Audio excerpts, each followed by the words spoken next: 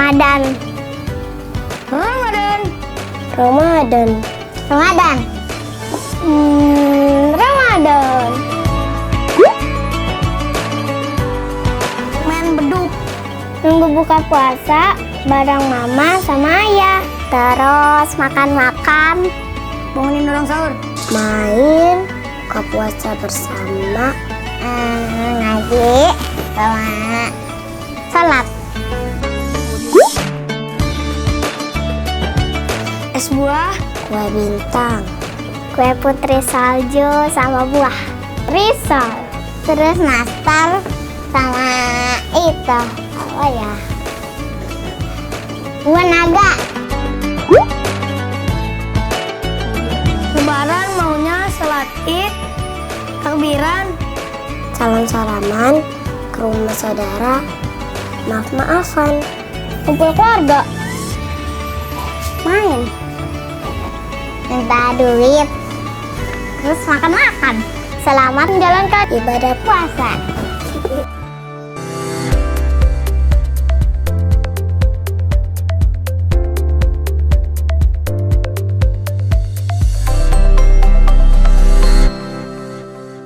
Assalamualaikum warahmatullahi wabarakatuh. Bagaimana? Sudah mendengarkan kalimat dari anak-anak tersebut? Apa yang disampaikan itu berdasarkan dari pemikiran yang diinput oleh masa lalunya. Nah, bagaimana keluarga membentuk seorang anak sehingga berperilaku persis seperti yang diucapkan oleh si anak tersebut? Maka tema kali ini adalah bagaimana sih mengajarkan anak untuk mengenal puasa di bulan Ramadan.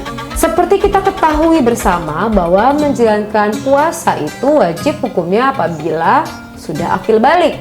Namun sebelum mencapai akil balik perlu diajarkan, diedukasi, dilatih si anak untuk memahami berpuasa dan menjalankannya secara bertahap hingga pada saat usia akhir balik ia bisa menjalankannya dengan sempurna. Sekarang sebelum saya menjelaskan tipsnya, saya tunggu terlebih dahulu like-nya, subscribe, and share. Nah, sekarang kita bahas bagaimana sih untuk bisa menuju ke sana menjalankan puasa dengan baik. Hal ini menjadi pertanyaan banyak sekali yang DM ke saya. Mbak, secara psikologis gimana sih caranya supaya nggak nge-push anak, supaya anak nggak marah atau kesel atau ya penolakan buat dirinya. Hati-hati loh kalau penolakan buat dirinya tanpa sadar anak jadi sakit. Nah, itu membuat dirinya juga tidak baik perspektifnya terhadap puasa itu sendiri. Sebelum anak menjalankan puasa, penting sekali para ayah dan ibu menjelaskan definisi puasa itu sendiri dengan menggunakan bahasa-bahasa yang mudah dipahami oleh anak. Boleh menggunakan media boneka, boleh dengan dongeng atau kartun. Anda bisa mendapatkan banyak sekali dengan mengakses berbagai macam metode media tersebut. Setelah itu anak juga diajarkan untuk pemahaman hikmah puasa dengan merasakan lapar hingga mengakibatkan anak untuk lebih memiliki empati terhadap orang di luar sana yang kelaparan. Ini akan menumbuhkan jiwa sosial buat si anak. Tentu saja yang lebih penting adalah bahwa bulan ini adalah bulan yang penuh rahmat dari Allah. Jadi nanti dijelasin, kalau dulu adik pernah melawan ibu atau melawan ayah, nah ini kesempatannya untuk minta maaf dengan ayah dan ibu serta meminta maaf sama Allah. Nah, itu akan menjadi hal yang masuk dalam memorinya betapa indahnya bulan Ramadan. Barulah diajarkanlah niat berpuasa. Kenapa diajarkan berniat? Karena dengan berniat berarti seluruh tubuhnya siap, sehingga anak tidak ada rasa mama lapar, ngekorin Anda kemana aja. Makanya diajarkan untuk berniat. Dengan niat, mau tidak mau komputer di otak itu siap, sehingga tubuhnya langsung mengikuti perintah dari pikirannya. Ini akan jadi hal yang menarik sekali apabila anak diajarkan berniat puasa dengan baik. Yang kedua adalah tidak memaksakan anak untuk berpuasa 1 bulan penuh sesuai dengan keinginan Anda. Ingat, tubuhnya berbeda, kasih kelonggaran buat anak, dibikin tahapan-tahapannya agar ia siap mental maupun perasaannya pada saat benar-benar harus berpuasa. Ini yang harus digarisbawahi. Tidak memaksakan seperti keinginan Anda yang bangga nih karena anaknya dari kecil udah puasa nih gitu. Tidak seperti itu. Jadi sebaiknya adalah Anda bisa memahami hal tersebut dengan baik. Yang ketiga, sebaiknya mengajarkan anak secara perlahan puasa tersebut. Jadi sebelum ia benar-benar tahan seharian makan, dia harus dibikin tahapannya 2 jam dulu, 2 jam buka, kemudian dari jam pagi sampai jam 12 bertahap dibikin perencanaannya. Ingat loh, anak lagi masa tumbuh kembang, dia butuh nutrisi yang baik. Artinya di sini sebelum siap benar-benar tetap disupport nutrisinya. Mungkin pada saat dia harus break daripada puasanya dikasih susu, madu, puasa lagi. Jadi seperti itu, bertahap nih untuk tubuhnya. Karena memang anak-anak ini butuh asupan untuk bisa tumbuh kembang dengan baik. Yang keempat, beri penghargaan kepada anak karena telah menjalankannya dengan baik. Penghargaan ini akan membuat anak itu lebih semangat melakukan lagi. Jadi penguatan perilakunya. Nah, bentuknya adalah dengan pujian, dengan tulus kepada anak. Misalnya nih, ibu seneng banget loh, ibu bangga banget loh kamu udah menyelesaikan puasamu dengan baik. Ayah bangga banget sama kamu. Sambil dielus anaknya, sambil dipeluk anaknya. Nah, itu membuat anak lebih semangat lagi. Atau misalnya dikasih, kalau kamu jalanin puasa dengan baik, nanti sore kamu boleh request nih, kakak boleh request makanannya apa. Nanti ibu akan masakin masakan itu. Nah, sekarang pertanyaan selanjutnya adalah, sebaiknya usia berapa sih anak diajarkan puasa? Sebelum Anda memutuskan untuk diajarkan berpuasa, perlu dipelajari terlebih dahulu untuk memutuskan anak mulai berpuasa. Seperti apa tumbuh kembang si anak, postur tubuhnya, kemudian badannya, apakah dia mengalami sakit atau anaknya tidak mengalami masalah apapun, ya kita boleh mulai untuk mengajarkan berpuasa. Tapi kalau anaknya sakit dan butuh asupan nutrisi yang banyak, nah ini perlu dipertimbangkan. Jadi sangat tergantung dari tubuh fisik stamina setiap anak dan itu berbeda-beda. Tapi jauh lebih baik misalnya Anda konsultasikan kepada dokter. Pertanyaannya lagi, pada saat berpuasa sebaiknya apa pilihan makanannya? Saran dari saya untuk anak-anak yang menjalani puasa, tidak diberikan pada saat sahur adalah makanan yang manis gitu loh. Kalau berbuka dengan yang manis, mungkin karena udah turun kadar gula darahnya, maka perlu diberikan asupan dengan memakan kurma.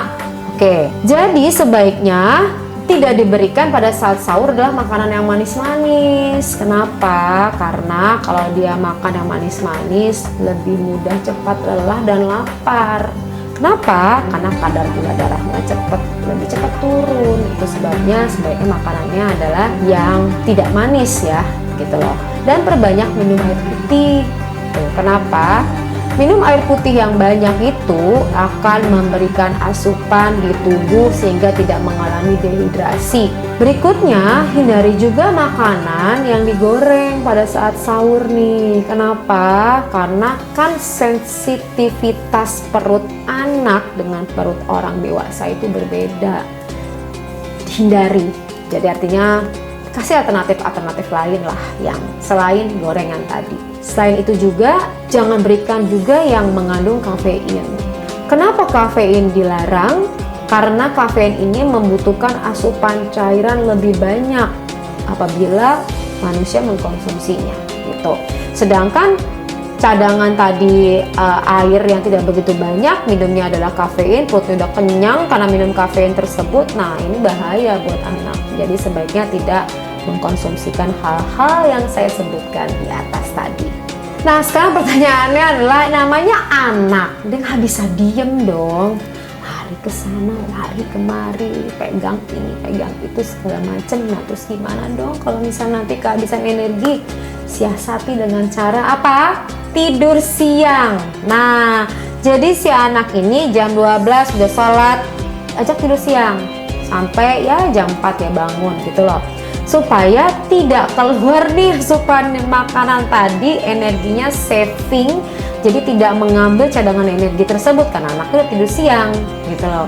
Dan kemudian begitu bangun mandi dia tinggal menunggu, main sebentar, bantu mamanya masak untuk buka puasa, habis itu bisa buka puasa gitu loh. Nah tapi malamnya juga jangan terlalu larut tidur malamnya.